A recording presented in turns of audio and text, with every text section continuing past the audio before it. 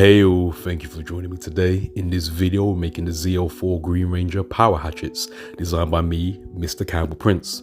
And as always, there'll be links in the description below if you want to download these files from my coats, my fangs, on my Patreon page. And if you don't have a 3D printer, you can buy it from my Etsy store. Links will be in the description below. We can also join my Patreon membership and my fangs membership to sell these with a commercial license. Now on the screen now, here are the settings of the filament used, the print settings and the print time. You can pause it if you never look, but it wasn't too long and it is a quite simple build. Now, with all that being said and done, let's get on to the support removal. Now, this isn't much to say, support removal, but things came along really smoothly. I designed a print not to have too many folds and too many overlapping areas, so the supports are quite minimal. But the ones that you do need to be done. I did use the automatic supports, didn't use organic. But with that being said and done, I like to give a massive shout out to my new Patreon members. I have a new Patreon member, Cameron, and the original Ace Browning. Remember, you can join my Patreon membership to sell my Mr. Campbell Prince designs with the commercial license. You can also go there to support the channel, and it really means a lot. Thank you all so much for your support.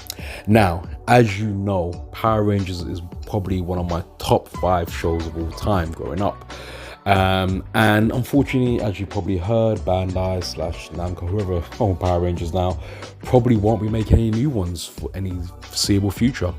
And that's a shame, because they stopped making the actual physical, I guess, props, toys, weapons, whatever you want to call it, with the Gold Ranger Power Staff. As you know, before, I've made all the original Power Ranger weapons, and I am now going to make every single mainline Power Ranger prop, from the Mighty Morphin, which I've already done, up until Dino Thunder and beyond, so as far as I can do. So far I've got up to Zeo. I've made all the Zeo props. I'm still struggling making the Yellow Rangers sort of nunchucks, because I'm still in 2 minds to decide if I'm going to do that with flexible print or just use filament or a bit of string. But here are the Green Ranger Tomphers. Now, when doing the support removal, just got to be careful with this gold bit, but putting it together is quite simple. You don't need much glue. The only parts you actually need glue are this I guess gold embellishment here and the actual ZL symbol. I do end up putting glue in other parts, but you actually don't. It is all friction fitted, and I'm really trying to make my designs as much glue free as I can. Either that's using different connections or just making the tolerances a bit tighter. Yes, of course you can use glue if needed, but it is not a necessary. So as you can see here, I'm putting glue here, which you do need, and for this top bit I could have made the tolerances a bit tighter for this bit, but in doing so, if it was too tight or if it popped out, it just was a bit annoying. When the tolerances are tight on the other areas, so you don't need to glue it, it makes sense. Like the handle and the shaft, you know, you're not going to use this as a real weapon, so it doesn't need to be so tight that it's never going to fall out. It doesn't fall out, it is tight, but you can swing it around and, you know, hit cardboard boxes and take it to cosplay events and whatnot, and it's absolutely fine. But like I said, I'm trying to avoid using much glue as possible, which is good, right? You know, less materials to use. So if you are selling these and you do remake them, you have, you know, less overheads. Now, talking about what is happening with the channel. So I am so grateful that I've been doing this channel for a year now and getting close to 7,000 subscribers. It's been a long journey, and I appreciate every single one of you watching this, sharing this video, all the comments that you leave, especially the dummy 13 models. Those videos just keep going off, and the comments are funny there, and some of them are great, and I'm here to help and support. So if you've got any questions about 3D printing, or you need help, or you need support, let me know. Leave a message in the comments. You can email me, links, you know, mrcampbellprince@gmail.com. You can always go to my YouTube page to find that out. But also, joining my Patreon membership, you have exclusive access to the Discord.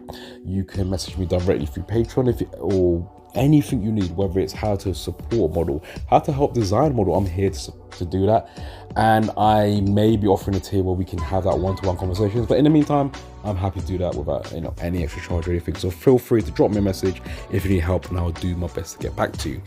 Now, talking about future models, so outside of Power Rangers, I am obsessed with articulated models and figures. As you know, Dummy 13 I love, but I have recently found a new model which I think might be competition for the Dummy 13 / Titan 13 models.